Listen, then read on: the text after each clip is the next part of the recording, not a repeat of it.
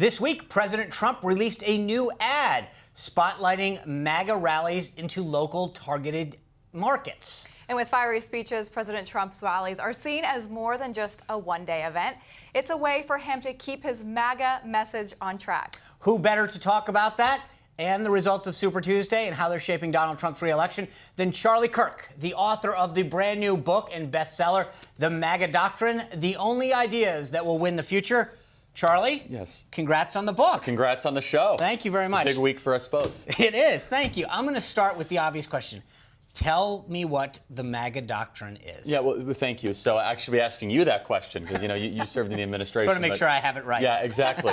Well, look, the reason I wrote the book, the MAGA Doctrine, it's somewhat self-evident. I went out to try to articulate what the Trump presidency stands for and the philosophy in the Trump presidency is I was so sick and tired of seeing these leftist hacks on TV telling me what the president believes. And I did this for a couple months, just watching cable TV and reading, certain newspapers. I said, you hate him. Like, you hate everything he's doing. And you're going to tell me what he believes? So I said, wait a second. Who's actually articulating the Trump agenda? After basically most of his term is up, we have the successes. And, we have Gorsuch, Kavanaugh, 210 circuit court judges, Soleimani and al-Baghdadi are dead. Amazing amount of success. And so then the MAGA Doctrine is about American renewal. It first comes with an admittance that we are in managed decline under the years of prior administrations in both parties. Bad trade deals, China appeasement, silly immigration policies at best.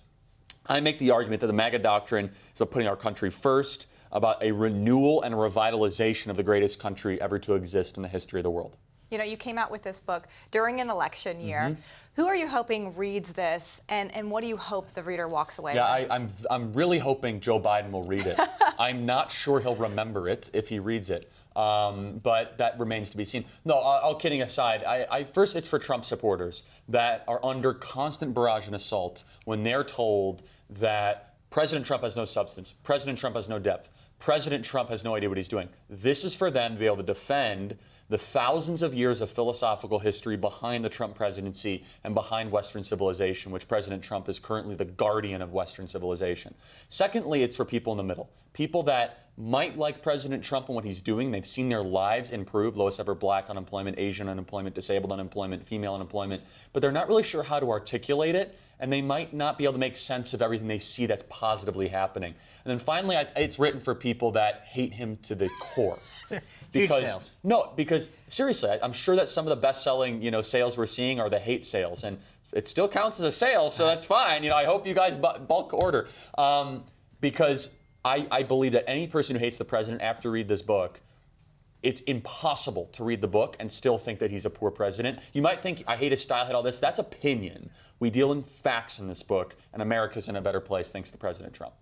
Can you explain? So for those who aren't familiar with you, I spent, my college years, barely saw a conservative. I don't know that I actually did, but I'm just going to say maybe. You went on campus and started turning things around in high schools and colleges.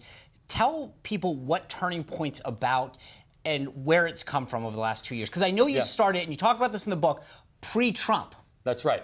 And so Turning Point USA, we're coming up on our 8th anniversary. I started it when I was 18 years old, and it's just grown into this amazing grassroots movement now on 2,000 high school and college campuses across the country. And my experience on campuses was one of the reasons I wrote this book. And I think it's a perfect intersection of where's the conservative movement going post-Trump. And that's probably, some people say it's too early to have that conversation, but you'd be amazed at how many people come up to me and they have anxiety about that. They say, hey, is this just a Trump moment or is this a Trump movement?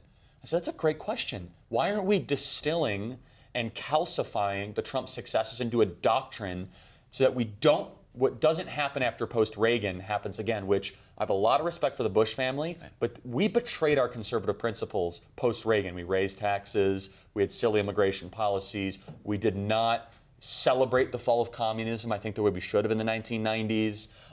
We also were very appeasing of China, which now I think is America's greatest enemy.